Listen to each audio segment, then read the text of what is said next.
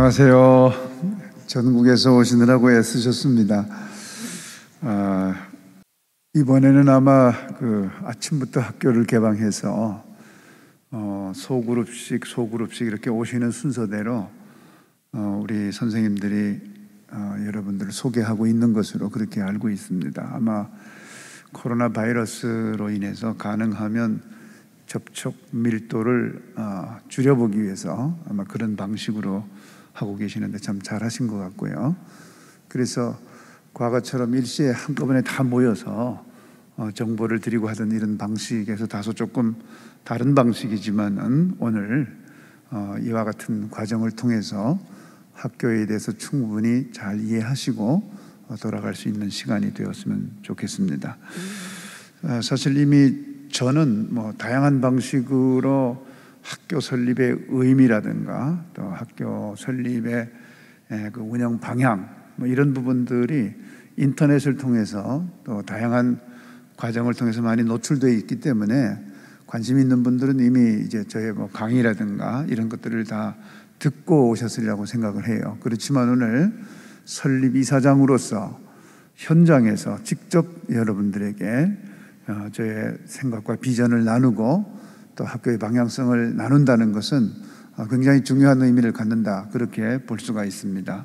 특히 약 한 18년 정도 전에 하나님께서 무슨 큰 자본이 있다거나 아니면 어떤 인력 풀이 있다거나 이런 게 아닌 정말 비전 하나만 주님께서 보시고 이 어마어마한 세계의 캠퍼스, 또 최근에는 세종의 방과 후 학교 시스템인 교육센터, 또 도시형 대안학교 모델인 글로벌 창의학당, 이런 것들을 연달아 세우시면서 하나님의 살아계심을 경험할 수 있는 은혜를 주셨고, 그 과정 속에서 받은 은혜를 여러분과 오늘 몇 가지 중점 사항을 가지고 나눠보려고 합니다. 그래서 오늘 한 30여 번 되는 이 시간이지만 여러분들께서 좋은 결정을 하는데 꼭 참고가 될 수 있기를 기대를 하겠습니다. 사실 현재 일반 학교 현장은 정부와 선생님들이 굉장히 많이 노력을 하고 있습니다. 그럼에도 불구하고 일반 학교 현장이 우리가 기대하는 그런 학교 현장이기보다는 점점 더 수렁에 빠지는 그런 모습처럼 비춰질 때가 참 많아요. 특별히 청소년, 중고등학교, 이게 이제 초등학교 과정까지 내려와서 학교가 너무 폭력적이지 않나 하는 그런 우려를 여전히 할 수밖에 없는 그런 상황입니다.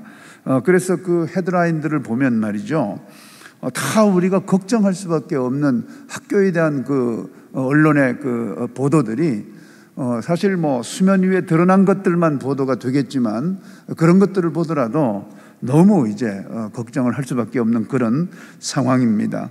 그래서 이 스크린에 잘 뜨고 있나요? 예.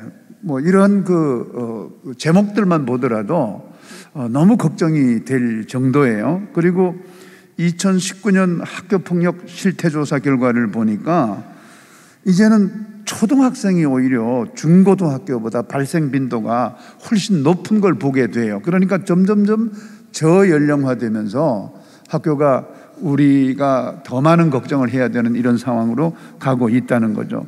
그리고 폭력성과 더불어서 너무 퇴폐적이고 쾌락적인 문화가 학교를 덮치고 있다는 거예요. 학교폭력 대책자치위원회 심의 결과를 보면은 이거는 이제 5년 전 통계예요. 2016년, 2012년에서 2016년까지 쭉 보면 굉장히 가파른 속도로 학교의 성폭력 사건이 아주 빠른 속도로 증가하고 있다 하는 걸 보게 됩니다. 이것은 사회적인 전반적인 성개방 풍조와 맞물려서 학교에까지 이런 문화가 아주 광범위하게 퍼져 있다 하는 것을 알 수가 있습니다. 사실 이 조기 성애화를 불러오는 이런 문화들은요, 학생들이 앞으로 성인이 돼서도 또 이 사회의 구성원으로 살아가면서 행복해지기 어려운 그런 경험들을 주는 거거든요. 뭐 일찍 아이들이 성적인 경험을 하는 것이 결코 좋은 일이 아닌 겁니다. 그 연령에 맞게, 발달 과정에 맞게 어떤 경험을 해야 되는데, 너무 일찍부터 이제 이런 데 노출돼 가지고 아이들의 행복의 터전을 다 뺏어가 버리는 이런 너무나도 안타까운, 뭐 여기 이제 여러분들이 보고 계시는 그런 기사의 내용들을 볼 때에도 참 안타깝다 하는 것을 알게 됩니다. 또 학교가 교육 포기 현상이 너무 심한 거예요. 그림에 보면 아시겠지만 완전히 잠자고 있는 그 학교 교실의 모습을 보게 되겠는데요. 이제 입시 가능성에 의해서 아이들이 공부를 할 거냐 말 거냐를 결정하는 거예요. 입시가 좀 되겠다 싶으면 열심히 공부하는 거고, 아예 이제 나는 뭐 입시 안 되겠다 싶으면 포기해서 소위 공부 포기자, 공포자, 영어 포기자, 영포자, 과학 포기자, 과포자, 수학 포기자, 수포자, 뭐 이런 식으로 이제 명명할 정도의 이런 문화가 아주 심각하게 지금 전체적으로 한국 교육이 수렁에 빠지고 있다. 심지어 이제 이런 헤드라인도 있더라고요. 중위권마저 공부 손 놓는다, 이렇게. 그러니까 상위권 아이들 일부 빼고는 다 이제 공부를 포기하는 이런 현상이 벌어지고 있다는 거예요. 자, 그러면 도대체 이런 상황에서 글로벌 선진학교, 음성, 문경, 펜실베니아, 그리고 세종에 설립된 글로벌 선진학교에서는 무엇을 어떻게 할 거냐 하는 거예요. 첫 번째로 무엇보다도 건강성이 가장 중요하다고 보는 거예요. 특별히 우리 학교는 중고등학교 과정이잖아요. 중고등학교 과정은 가장 빠른 속도로 신체적으로, 정서적으로, 정신적으로 발달이 이루어지는 시기예요. 그래서 이런 시기에 정서적으로 급격하게 발달이 이루어지는 시기이기 때문에 감수성이 굉장히 예민한 거죠. 그래서 건강하다는 게 훨씬 중요한 거예요. 지적 능력을 주는 것도 중요하지만 그것보다 가장 우선되어야 되는 게 건강해야 되는 거예요. 신체적으로, 정신적으로, 정서적으로, 그리고 영적으로 건강해야 되는 거죠. 그래서 우리 학교에서는 학생들이 가능하면 운동하는 시간을 충분히 주는 거예요. 일부 밖에서 사교육에 익숙해져 있던 부모님들은 애들 맨날 놀리면 어떡하냐고, 아니 토요일 날 애들 공부시켜야지 그렇게 기숙사에서 놀리면 어떡하냐고 그러는데, 사실 여러분 이 시골 학교의 아이들이 와서 좀 대자연을 보면서 멍하게 좀 때리는 것도 필요한 거예요. 그렇게 보면서 자기 성찰도 하는 것이고 생각의 깊이도 좀 깊어지는 것이지, 뭔가 생각할 틈도 없이 계속 애들을 돌리면은 그 아이들이 나중에 뭐가 되겠어요? 짐승이 되는 겁니다. 그래서 우리 학교에서는 신체적인 건강 당연한 것이고 정서적인 건강, 정신적인 건강, 영적인 건강, 이런 것들을 더 소중하게 생각하기 때문에 학교의 교육과정이나 행사들 중에 이와 관련된 것들이 굉장히 많은 거예요. 특히 건강한 정신은, 건강한 정신이 돼야 집중도도 생기는 거고, 집중도가 생겨야 공부의 효과성도 있는 거예요. 책만 3시간, 4시간 붙잡고 있다고 해서 공부되는 거 아니잖아요. 집중력이 있는 사람들은, 그렇지 않은 아이들이 서너 시간 해야 될 걸 30분, 1시간 만에 다 해결하는 거잖아요. 그러니까 이 굉장히 중요한 부분인데 이런 것들을 놓치고 있는 겁니다. 그래서 우리가 음성이나 문경이나 팽캠이나 다 대자연이 있는 이 시골에 있는 이유도 그런 면에서 굉장히 큰 장점일 수 있다 하는 것을 이제 말씀을 드립니다. 그 외에 건강한 영성이 너무너무 소중한데요. 왜 그러냐면은 지금도 대개 국가급 리더들 혹은 뭐 사회의 리더급들이 어떤 다양한 형태의 비리 때문에 연루돼서 국민을 실망시키는 경우가 얼마나 많습니까? 그분들이 뭐 못 배워서 그럽니까? 그런 비리와 유혹에 견딜 만한 내성이 없는 거예요. 힘이 없는 거예요. 말은 다 번지르르하게 하고, 학벌은 뭐 페이지가 모자랄 정도로 대단한 분들이지만 그들이 왜 그렇게 국민을 실망시킵니까? 내면에 감독자가 없는 겁니다. 자신이 가지고 있는 재력도 있고 권력도 있고 명성도 있기 때문에 아무도 그를 어떻게 할 수가 없어요. 그런데 좋은 영성을 가지고 있으면 내면에 감독자가 있어서 그 영혼의 소리를 듣게 하고, 그래서 바로 갈 수 있는 것이죠. 그래서 우리 학교에서는 이 건강한 영성이 아주 중요하다. 또 무슨 이단이라든가 아주 극성적인 어떤 그런 편파적인 이런 균형을 잃은 일종의 뭐 광신자를 만들겠다, 이런 게 아니에요. 하나님과의 내면적 교통이 되고 성령과 함께하는 체험을 가지고 동행하는 그런 아주 건강한 영성을 우리 학교에서 길러내야 되겠다 하는 것입니다. 자, 이렇게 건강한 인격을 길러내는 것이, 그런 인격을 가진 인재를 키우는 것이 우리 학교의 가장 우선적이고 중요한 교육적 과제다, 그렇게 보는 거예요. 그게 바로 다른 학교와 차별화되는 거예요. 두 번째는 시대가 바뀐 거예요. 이제는 국내에서 뭔가 역할할 수 있는 지식 정보를 가지고 있으면 사실상 굶어 죽기 딱 십상입니다. 세계 시장 대비 국내 시장은 1.8% 수준이에요. 세계 전체 시장을 100이라고 봤을 때 국내 시장이 차지하는 건 2%가 채 안 됩니다. 그러니까 만약에 세계 시장에 나가서 마음껏 역할할 수 있도록 교육을 시켜놓으면 자신이 앞으로 뭔가를 선택할 때 정말 거침없는 선택이 가능한 거예요. 이번에도 입시 결과를 보니까 전 세계 모든 대륙의 우리 학생들이, 음성문경 펜실베니아 캠퍼스 학생들이 한 160명이 지난해 졸업을 했는데 그 아이들이 받은 총 장학금이 100억이 넘더라고요. 물론 중복한 걸 다 빼고 나면은 1인당 보니까 2,200만 원 정도 1인당 장학금을 받았어요. 그러니까 만약에 우리가 국내용이 아닌 정말 글로벌 시장에 나가서 할 수 있는 역량만 길러 놓으면 아이들이 마음껏 펼쳐 나갈 수 있다는 걸 증명하는 거예요.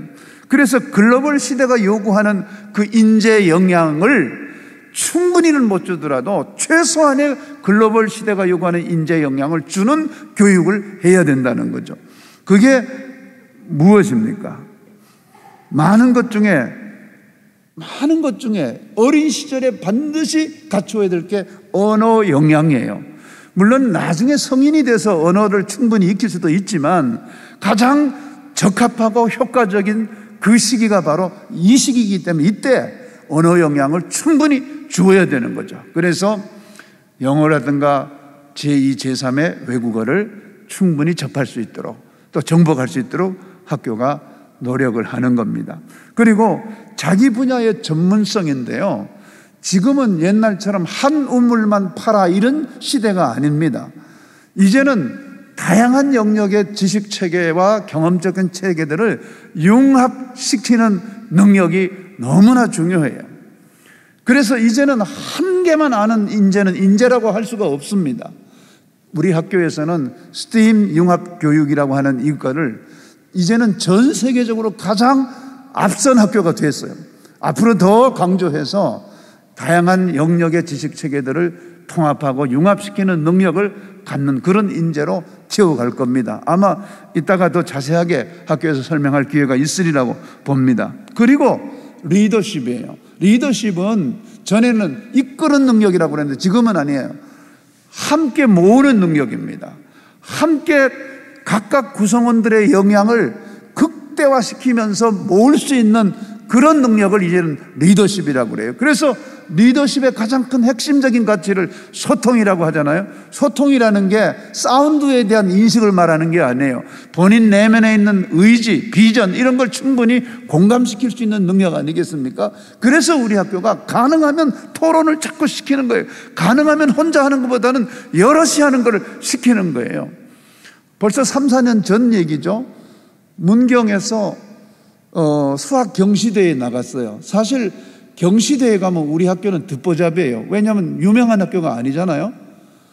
그러니까 뭐 무슨 과학고등학교 뭐 이런 데가 유명하잖아요. 그런 데 나갔어요.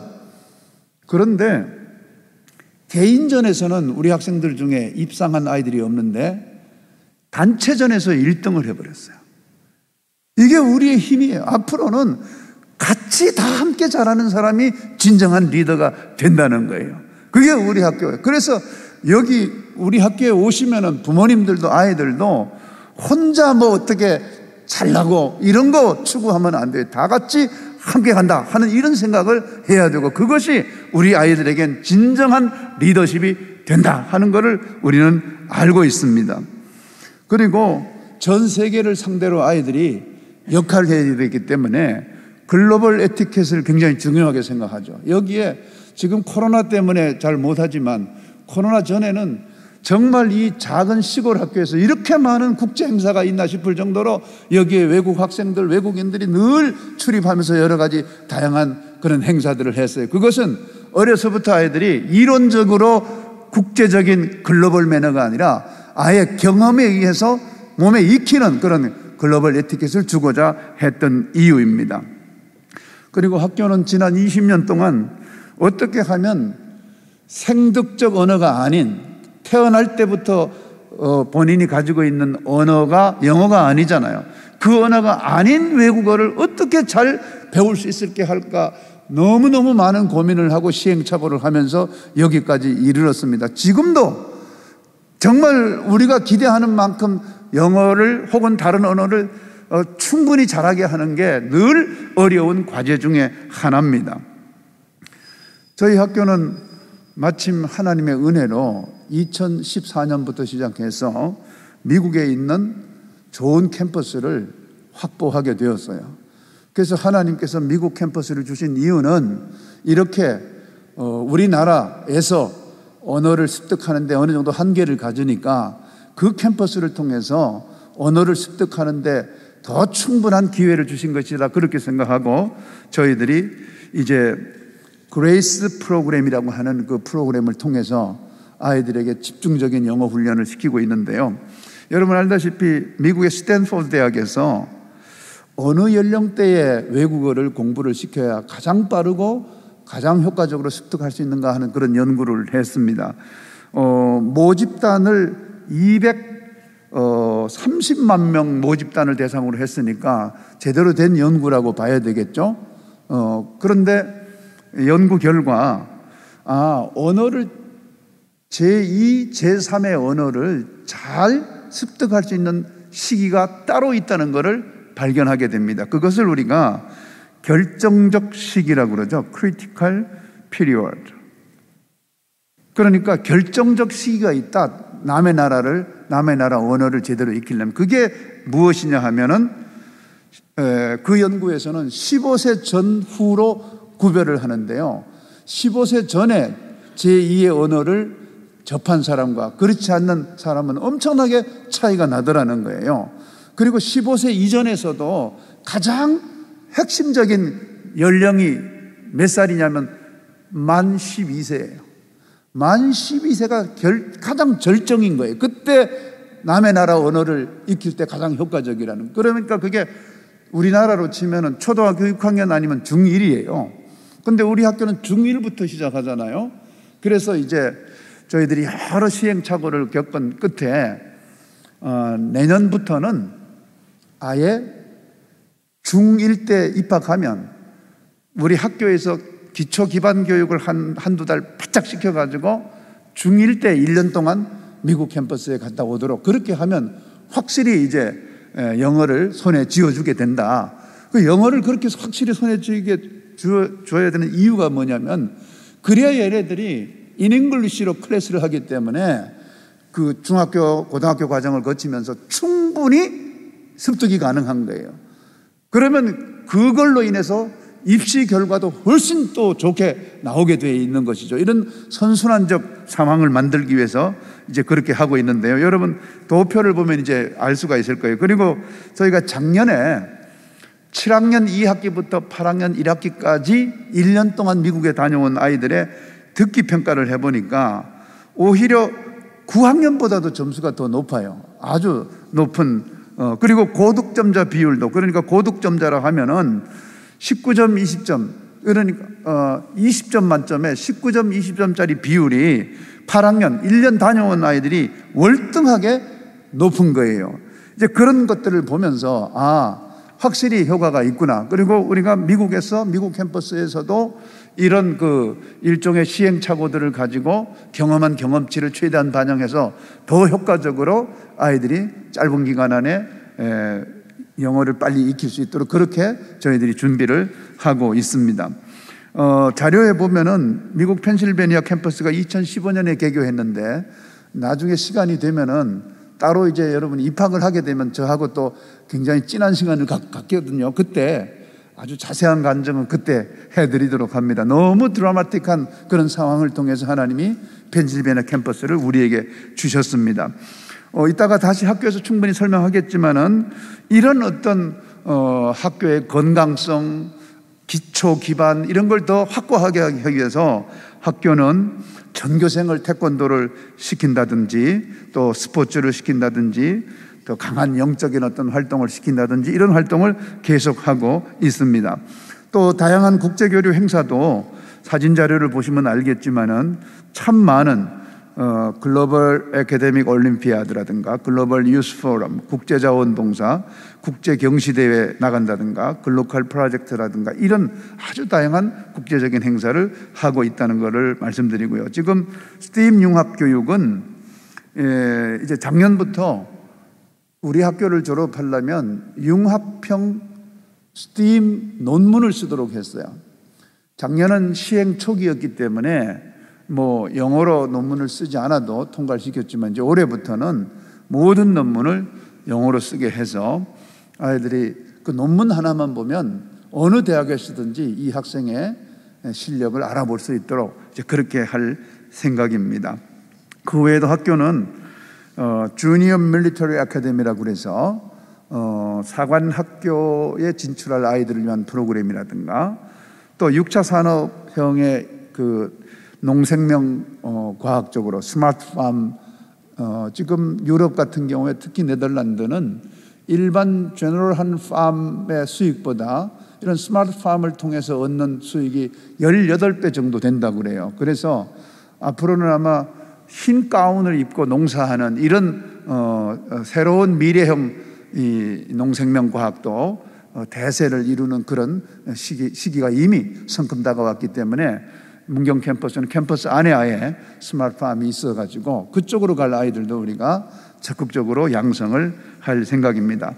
또 여러분 알다시피 스포츠 인재는 여러 가지 면에서 의미가 있는데 사실 스포츠 인재를 양성하는 이 자체가 굉장히 어려움을 겪게 돼요. 학생들은 운동도 해야 되고 공부도 해야 되고 이 두 가지를 다 시키는 게 학생들에게도 굉장한 부담이잖아요.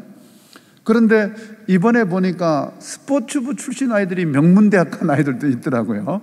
그래서 되는 일이긴 되는 일이구나. 아이들이 힘들고 어려워서 그렇지 분명 되는 일이구나 이렇게 생각을 하고 우리 학교에서 이제 문경 캠퍼스에서는 중학교 야구부를 여기서 하고 고등학교는 아예 야구를 미국 가서 해라.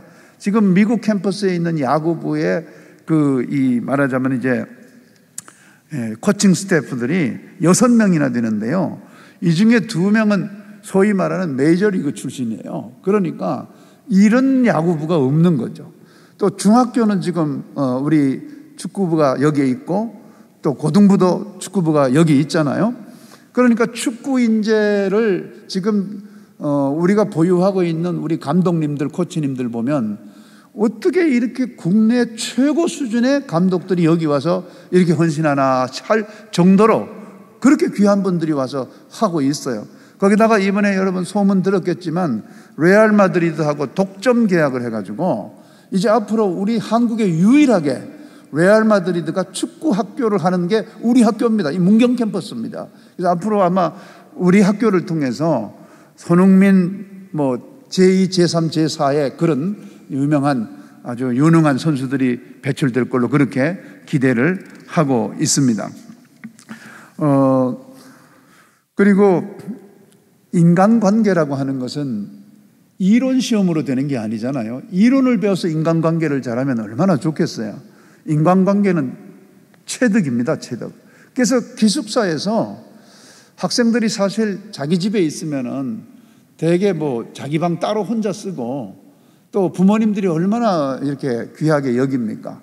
그러다가 이 기숙사에 와서 2명도 아니고 3명도 아니고 4명이 한 방에서 4명이 다 각자 그렇게 생각하죠. 나를 중심으로 3사람이 돌아가기를. 그런데 다 그렇게 생각하잖아요. 그러니까 기숙사 생활을 아이들이 시작하고 한 1년 정도는 엄청나게 몸살을 하고 이 학교 역 같으니까 나 좀 빼달라고 그러고 뭐 별소리를 다 해요. 그게 너무 힘들어서. 그렇지만 사실은 그런 뼈를 깎는 일종의 그런 아픔을 겪으면서 나누어 쓸 줄 알고 시간과 물질과 모든 것들을 같이 나눌 줄 아는 그런 정말 인간관계의 가장 핵심이 되는 그 부분이 훈련이 된다면은 정말 파워풀한 사람이 되는 거거든요. 누구도 다 친구로 만들 줄 아는 그런 친구들이 되는 거죠. 바로 학교가 기대하는 건 그런 것입니다. 그래서 학교 기숙사 생활이 학생들에겐 다소 처음 어려움이 있지만 그래도 이런 과정을 통해서 정말 그 어떤 사람도 친구로 만들 수 있는 그런 역량 있는 인간관계에 역량이 있는 그런 인재로 키워보고 싶은 생각에 그러한 것이고 또 이렇게 함께 살다 보니까 소위 동료 학습이라고 그러죠. 가르쳐 주기도 하고 친구들에게 배우기도 하고 이러면서 어떤 그런 지적인 영향을 서로 나눌 수 있는 이제 그런 공동체가 되기를 기대를 해보는 것입니다. 또 동문들이 있다 보니까 동문들이 자주 학교에 와서 후배들을 많이 도와요. 다른 학교하고 다른 게 이렇게 기숙사에서 형제처럼 같이 크다 보니까 동문의식도 얼마나 끈끈한지 모릅니다. 그러니까 7학년부터 여기 온 학생은 위로 5개 선배들, 아래로 5개 선배들 해서 10년 동안의 선후배들이 친형제 자매처럼 되는 거예요. 이것도 정말 우리 아이들에게 뭐 많아봐야 2-3명밖에 안 되는 형제 관계가 지극히 적은 이 시대에 정말 새로운 가족을 만들어주는 그런 좋은 의미가 바로 기숙사 생활입니다. 그래서 앞으로 더 쾌적하고 또 이런 교육적 의미가 충분히 살아있는 그런 기숙사가 될 수 있도록 그렇게 노력을 할 겁니다. 보셔서 알겠지만 교육 환경을 최적화하기 위해서 이 코로나 상황에서도 저희들은 계속 빚을 내서 교육 환경 개선에 투자를 해서 오늘 보시다시피 이렇게 쾌적한 교육 환경이 되어 있다 하는 것을 여러분들이 보시면 알 겁니다.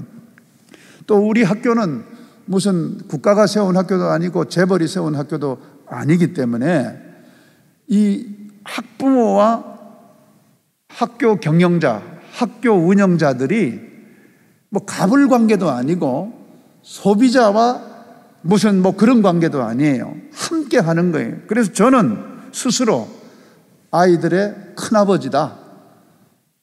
전에는 아버지 역할을 했는데 이제 세월이 가가지고 이제 큰아버지 역할, 아마 2-3년 있으면 이제 할아버지 역할을 해야 될 것 같아요. 어쨌든 아이들을 대하는 게 무슨 그런 관계라기보다는 하나의 가족 관계로서 내 자녀를 키우는 심정으로 그렇게 하려면은 학부모회, 뭐 학교 운영진 이렇게 대척점이 있는 관계를 가지고는 안 된다는 거예요. 그리고 우리 학교에 속한 여기 교장님도 있고 여러분들도 계시지만은 그렇게 뭐 충분한 보상을 받고 계신 분들이 아니에요.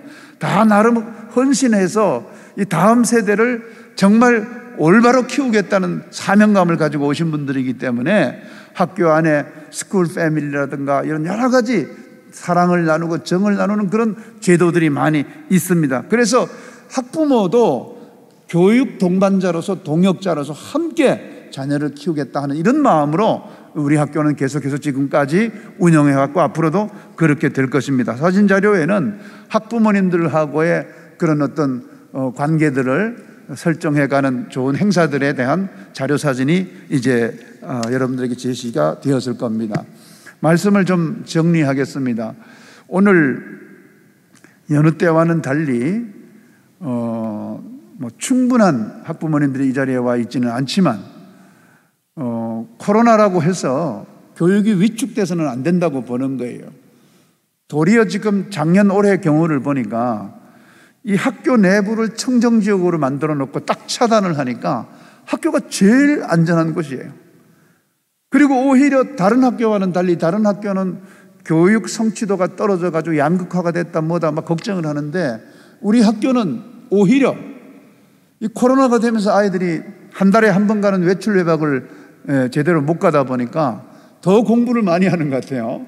학생들은 좀 힘들긴 하겠지만 어쨌든 그래서 도리어 학습 효과를 더 많이 낼 수 있는 계기가 되는 것 같습니다. 이 코로나 상황에서도 다음 세대를 제대로 키우는 것을 멈출 수는 없는 겁니다. 더 기회로 삼아서 더 나은 미래의 인재들을 키워볼 작정입니다. 오늘 방문해 주신 여러분께 다시 한번 감사를 드리고, 오늘 좋은 시간이 되어서 자녀들을 위해서 좋은 결정할 수 있는 계기가 되기를 바라고요. 혹시 입학을 하시면 저하고 또 더 진한 대화를 나눌 수 있기를 기대하면서 오늘 저는 여기서 이만큼 마치도록 그렇게 하겠습니다. 다시 한번 감사드리면서 인사드립니다. 감사합니다.